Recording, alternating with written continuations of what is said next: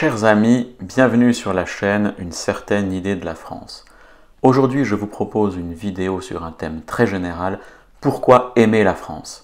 Eh bien d'abord, la France est si belle qu'on peut lui faire une véritable déclaration d'amour. Ses paysages variés forment des décors grandioses, paradisiaques ou pittoresques. Elle possède un patrimoine architectural antique par son héritage gallo-romain. Le christianisme lui a laissé des cathédrales somptueuses, ici celle de Strasbourg construite en grès rose des Vosges.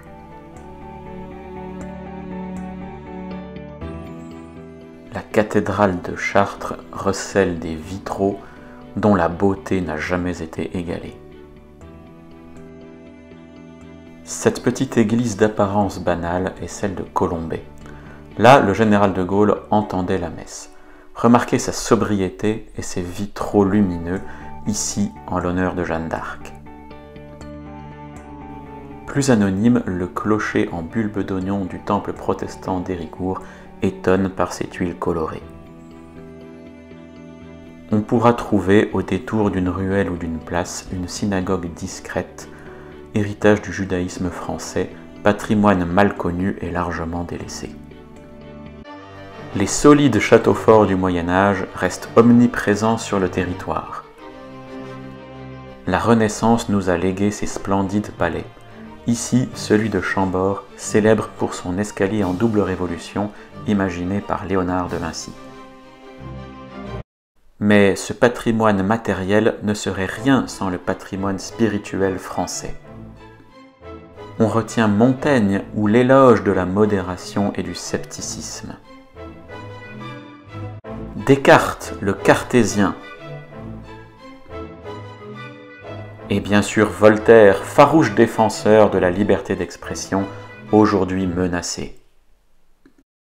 La France reste indissociable de sa langue, tous les genres littéraires la subliment. Citons les odes de Ronsard.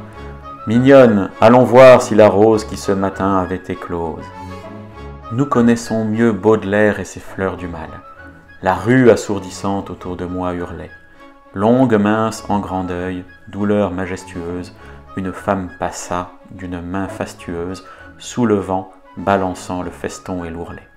Mesurez la précision émotionnelle transmise par ces quelques vers grâce à notre langue. Les dramaturges ne sont pas en reste. Racine et ses tragédies, Molière et ses comédies, et l'incontournable Victor Hugo dont le chef-d'œuvre Hernani ouvre la bataille du romantisme. La débauche de sentiments et de passions dangereuses choque les tenants du classicisme.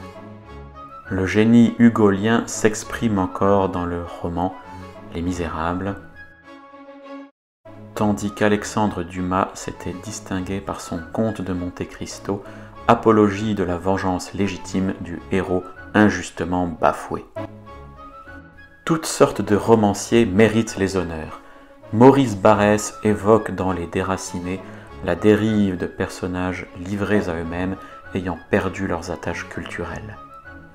La France, c'est aussi une gastronomie, le bon vin, en somme, tout un art de vivre.